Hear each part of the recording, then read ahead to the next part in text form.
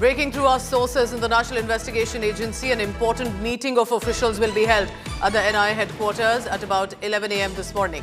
Interrogation will begin already. There will be 12 special officers, fully trained, fully experienced, fully ready, including the NIA DG will be a part of these interactions, is what we are told. So the questioning that begins in Delhi, according to the sources at the NIA, there will be cameras installed. Questioning will take place. There will be a full-on CCTV surveillance as well. It is very likely all of this could be video recorded too.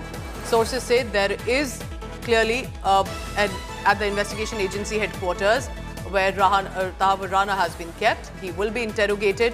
All of the security will be in place for it. Officials will be called to the DG room at about 11 a.m. So there's going to be a meeting at the NIA headquarters.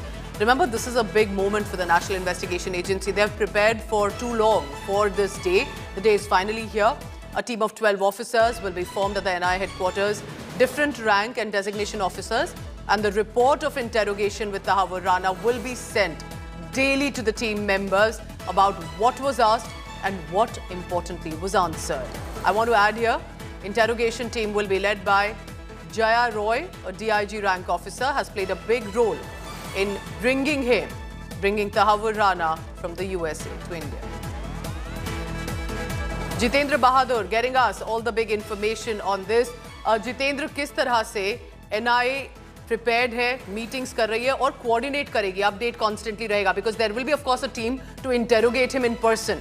लेकिन एक team रहेगी जो supervise भी करेगी. हमें बताइए, details दीजिए.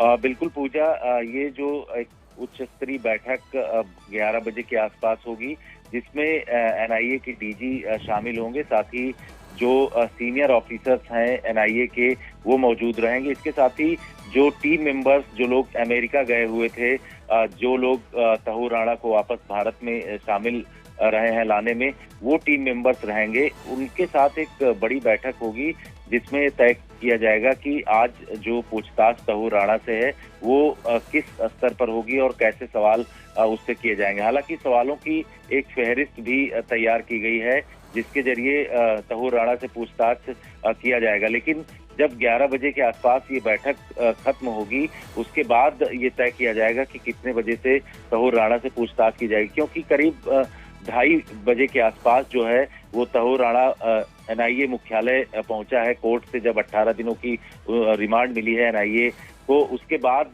रात में तो पूछताछ नहीं हुई।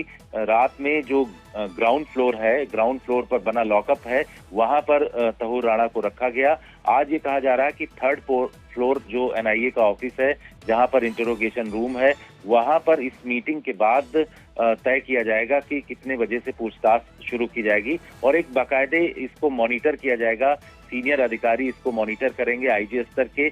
और जया रॉय जो कि इस पूरी भूमिका में रही हैं, जो भारत से अमेरिका गई थी वो पूरी टीम लेकर के, और वहां से तहव्वुर राणा को लाने में भारत कामयाब हुआ है। ऐसे में जया रॉय इस टीम को लीड कर रही हैं, इंट्रोगेशन टीम को, और ये पूरी प्रक्रिया जो है वो आज से शुरू हो जाएगी। इससे पहले एक जो बैठक होनी है, उस बैठक में DG NIA की तरफ से निर्देश दिए जाएंगे कि किस तरीके से कदम बढ़ाना है, कैसे इस पर आगे फॉलो करना है। तो ये तमाम प्रक्रिया आज से शुरू हो जाएंगी और एक बड़े स्तर पर पूछताछ तहव्वुर राणा से की जाएगी कि उसके कैसे लिंक जो हैं वो डेविड कोलमैन हेडली से रहे हैं, पाकिस्तानी खुफिया एजेंसी ISI, इसके साथ ही पाक आर्मी से किस तरीके के निर्देश उसको मिलते थे। DIG rank officers will be coordinating directly, while of course the DG would be supervising. Remember, this is a big moment of responsibility for the National Investigation Agency. You've got the man.